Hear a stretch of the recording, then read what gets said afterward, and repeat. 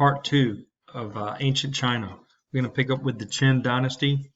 The Qin Dynasty started with Shi Huangdi, this guy right here, and it lasts from 221 BC to 202 BC.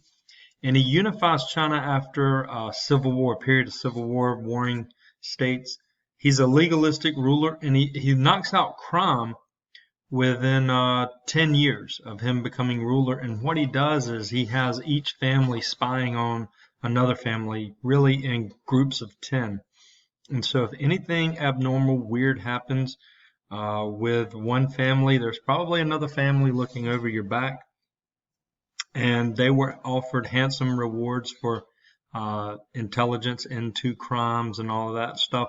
So he was able to knock crime out just by basically having people in their own block, people in their own neighborhoods ratting each other out. So he conquered, as it says, he conquered neighbors, he expands the empire. Here's a video on Shi Huangdi. It's about 7 minutes long, but it's a good video. It goes into depth a little more than we're going to in class here. So here's the Qin Dynasty and how it looked. If you see this up here, this is the Great Wall of China being built. It starts under Shi Huangdi, and he had a simple rule with this. There you go. So he forced the nobles to live in the capital.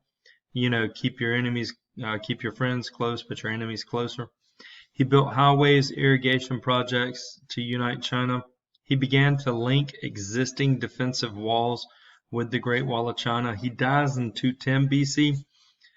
What I get back to what I was saying here with the Great Wall. He builds this thing, and he has a great way of getting people to work for him. And that is when the soldiers come to recruit you to work in the winter when the crops are in, if you refuse to, they killed you. Either you worked on the wall or you died. It was that simple. And if you died while you were working on the wall, yes, they did throw your body into the wall. So he is the emperor that had the terracotta soldiers built to protect him in the afterlife. As you see, his son's going to take over, but in 8 years, he's overthrown. So to go back quickly with the terracotta soldiers, he had this elaborate tomb built. It's a mountain today, and he's entombed in it. China hasn't allowed anybody to open the tomb up, so we don't know what it looks like. But from the written descriptions and from what we can gather, it's a complete replica of the Qin Dynasty in his tomb, complete with running rivers. The rivers would be made of mercury, which Shi Huangdi drank pure mercury because he thought that it was, back then they thought it would extend your life. They didn't know but that it would shorten it. But he is the one that had the terracotta soldiers built outside of the tomb to protect him in the afterlife. So they are one of the wonders of the ancient world. You can check them out sometime, but this is a video on that. So the Han Dynasty, and by the way, the Qin Dynasty is where China gets its name from today. So keep that in mind. The Han Dynasty, 202 BC to 220 AD. Luo Bang is the first emperor. He lowers taxes and punishments are less harsh. He created a bureaucracy to help run the government, and he created a test based on Confucianism for scholars and officials.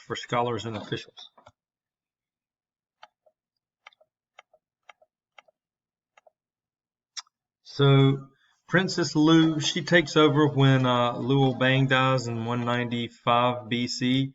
He's succeeded by his wife, Empress Lu. She ruled on half of her young son, whom she outlived.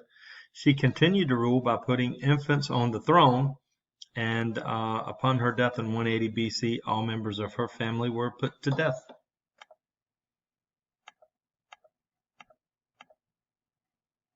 So the Wu Di ruled from 141 BC to 87 BC, and basically he's a martial emperor, used war to expand his empire, conquered the northern Vietnam and northern Korean areas. He chased nomadic invaders out of northern China. He conquered people were encouraged to assimilate and become very Chinese. So here's the map of the Han.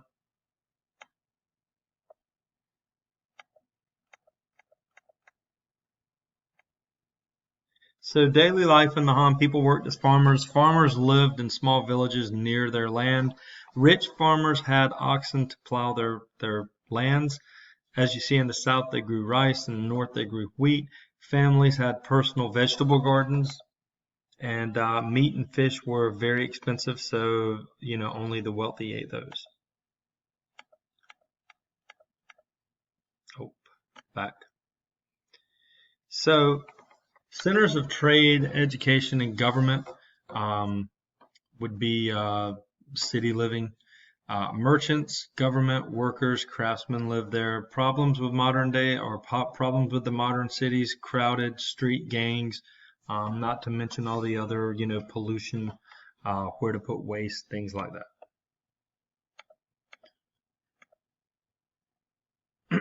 So during the Han Dynasty, only the Chinese knew how to make silk. It's a desired luxury item. The Silk Roads were roads leading to China, to Eurasia, or leading to linking China to Eurasian civilizations, and this is what built up the trade of silk.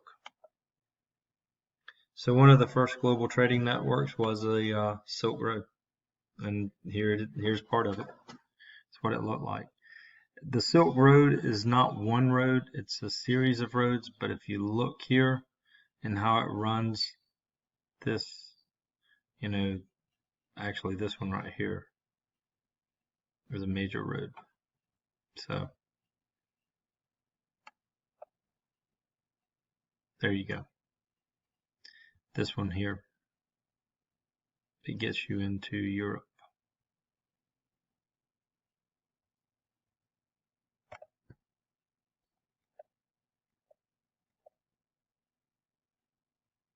So cities sprouted up along the trail.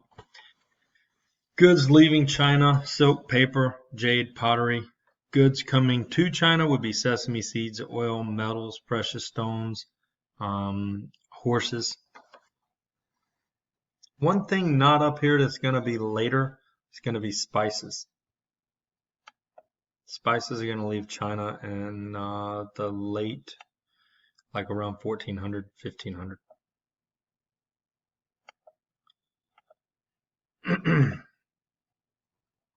So Silk Road affects culture, as you see, brought ideas and customs from China, cultural diffusion. During the Han Dynasty, Buddhist missionaries from India brought Buddhism to China.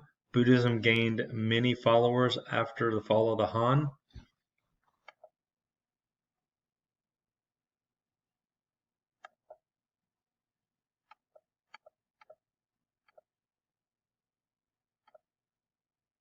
So as you see, some agricultural improvements, two-bladed plow, wheelbarrow, water mills, basically using water power to grind grain. That's messed up there, but horse picture's in the way, but to grind grain. The horse collar for horses and oxen allowed horses to pull carts.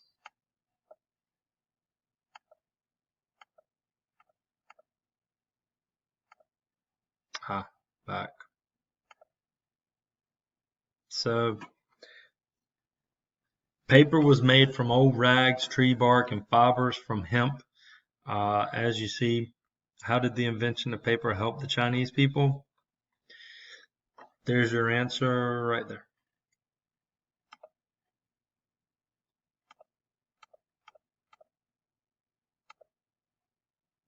So for 3,000 years, only the Chinese knew how to make silk. Used to get silver and gold from the West. At one time, 1 pound of silk was equal to 1 pound of gold. How much is a pound of gold worth today? You can go check that out. Here's the Great Wall of China video. 2,000 years of history wrapped up in a few minutes for you. So you can check those out too. Oh, yeah, there you go. $24,500.